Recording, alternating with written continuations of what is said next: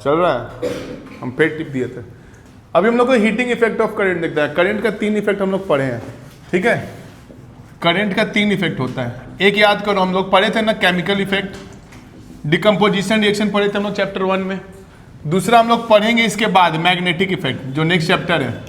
इसमें हम लोग क्या पढ़ेंगे कि करंट जिस वायर में जाता है वो वायर कैसा बिहेव करता है, एज अ मैग्नेट बिहेव करता है। अभी हम लोग पढ़ेंगे इसका हीटिंग इफेक्ट, ठीक है। 3 इफेक्ट होता है करंट का, कोई परेशानी है इसमें, ठीक है। केमिकल इफेक्ट क्या होता है, डिकम्पोजिशन रिएक्शन। जब हम लोग बिजली देते हैं तो क्या होता है, एनी कंपाउंड्स आयंस में टूट जाता है, तो उसको हम लोग क्या बोलते हैं, केमिकल इफेक्ट। ये होगा डिकम्पोजिशन। मैग्नेटिक इफेक्ट, जो भी करंट कैरिंग वायर होता है उसके तरफ क्या बन जाता है, मैग्नेटिक फील्ड बन जाता है, नॉर्थ और साउथ, ठीक है। जो हम लोग पढ़ेंगे नेक्स्ट क्लासेस में, अभी नहीं पढ़ना है। फिर क्या है, हीटिंग इफेक्ट, जो हम लोग अभी पढ़ेंगे कि अगर किसी वायर से करंट जा रहा है तो वो क्या करेगा, एनर्जी प्रोड्यूस करता है, एनर्जी प्रोड्यूस करेगा, ठीक है। कोई परेशानी इफेक्ट ऑफ करंट पढ़ने में? अब देखो, ये मेरा वायर था, याद करो हम बताए थे, बाहुबली वाला वायर। और इसके अंदर क्या था, ढेर सारा एटम्स इसका प्रेजेंट है। और इसके अंदर किसको जाना है, इलेक्ट्रॉन को जाना है, तभी तो जाएगा ना, चार्ज को फ्लो करना है। तो जब ये इलेक्ट्रॉन इसको पार करके जाएगा तो बार बार टकराएगा। जब हम लोग को पता है कि जब भी दो चीज टकराता है उसके बीच में क्या लगता है, फ्रिक्शन लगता है। और जब भी दो चीज टकराएगा, कोलिजन होगा, तो वहां पे क्या प्रोड्यूस होगा, हीट प्रोड्यूस होगा, ठीक है। तुम लोग खेलता है ना वो रेड हैंड, हाथ से हाथ टकराता है, हाथ गर्म हो जाता है। चलो हम तुम एक पटाखा मारते, गाल गर्म हो जाएगा, ठीक है। तो वहां क्या हो रहा है, कोलिजन के कारण हीट प्रोड्यूस हो रहा है। अगर हम लगातार पटाखा मारेंगे तो क्या होगा, गाल ज्यादा गर्म होगा, ठीक है। तो उसी तरह यहाँ पे जैसे ही इलेक्ट्रॉन ज्यादा फ्लो करना स्टार्ट कर जाएगा वायर के अंदर, तो क्या प्रोड्यूस होगा, हीट प्रोड्यूस होगा। कोई दिक्कत इसमें? अब देखो, एक फॉर्मूला हम लोग पढ़े थे पोटेंशियल डिफरेंस का। ये क्या होता है, work done per unit charge, पढ़े थे ना, याद करो पहला ही लेक्चर में। पोटेंशियल डिफरेंस क्या होता है, work done per unit charge. अगर इसको हम लोग क्रॉस मल्टीप्लाई कर दें तो वर्क डन क्या हो जाएगा, potential into charge. Work done कितना हो जाएगा, पोटेंशियल इंटू चार्ज। इसमें कोई परेशानी है?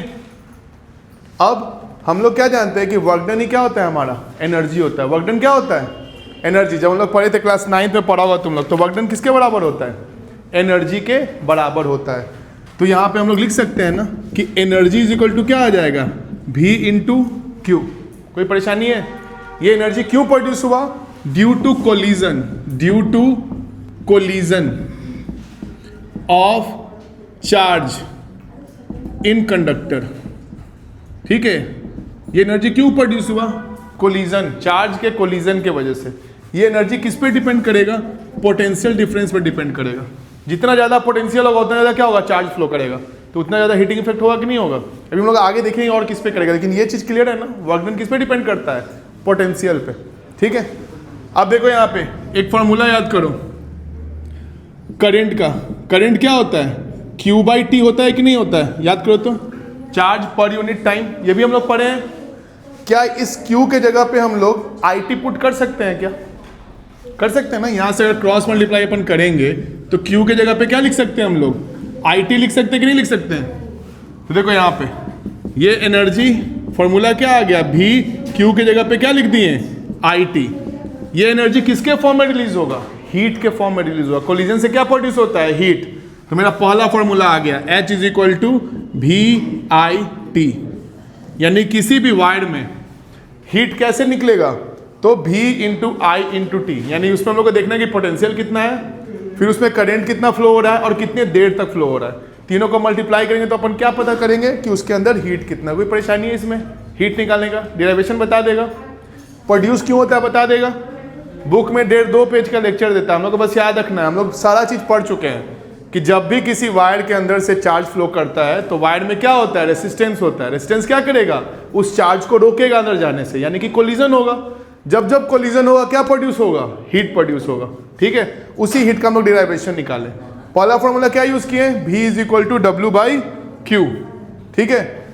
यहां से क्रॉस मल्टीप्लाई किए, वर्क डन किसके बराबर आ गया, V इंटू क्यू के बराबर आ गया।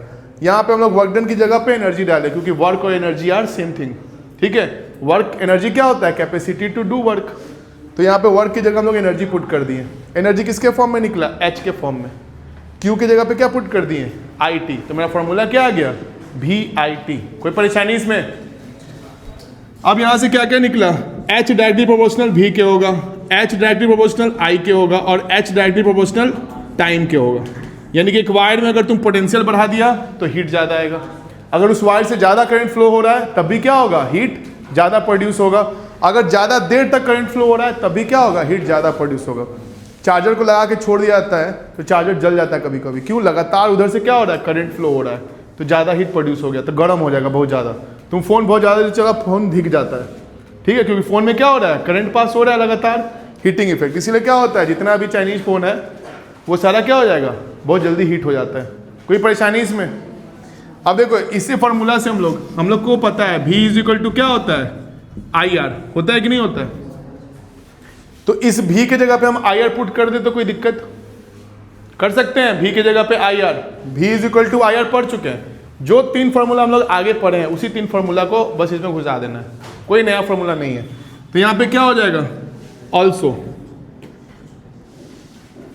H is equal to V की जगह पे क्या पुट कर दिए, IR इंटू IT, तो ये क्या हो गया, I स्क्वायर RT। तो यहाँ पे H का एक और फॉर्मूला आ गया, क्या आ गया, I स्क्वायर R और T। ठीक है, अगर मेरे क्वेश्चन में पोटेंशियल नहीं दिया है कोई टेंशन नहीं, हम लोग I स्क्वायर RT लगा के हीट निकाल लेंगे, कोई दिक्कत इसमें।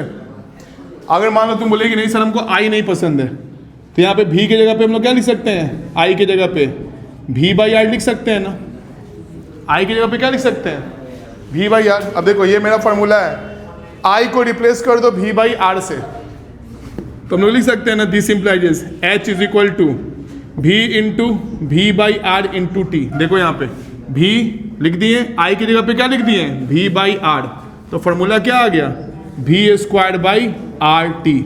तो H का एक और फॉर्मूला होता है V square by R T. ठीक है, मेन फॉर्मूला क्या याद रखना है, VIT। ठीक है, मेन फॉर्मूला हमेशा याद रखना है, यही फॉर्मूला हमको याद रखना है, 4 का फॉर्मूला नहीं रखना है। ठीक है, कैसे याद रखेंगे, VIT एक कॉलेज का नाम है, VIT वेलोर, याद कर लो, heat is equal to VIT, याद रहेगा। एक बार V को रिप्लेस कर दिए तो आ गया I स्क्वायर आर टी, एक बार हम लोग I को रिप्लेस कर दिए तो क्या आ गया, V square by R T.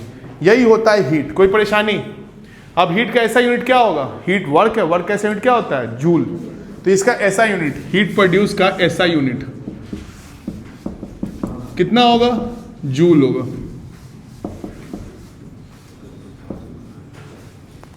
ठीक है, कोई दिक्कत इसमें हीट वाले में। तो इतना ही फॉर्मूला हम लोग को इस चैप्टर में पढ़ना है। ठीक है, हाँ इतना ही है।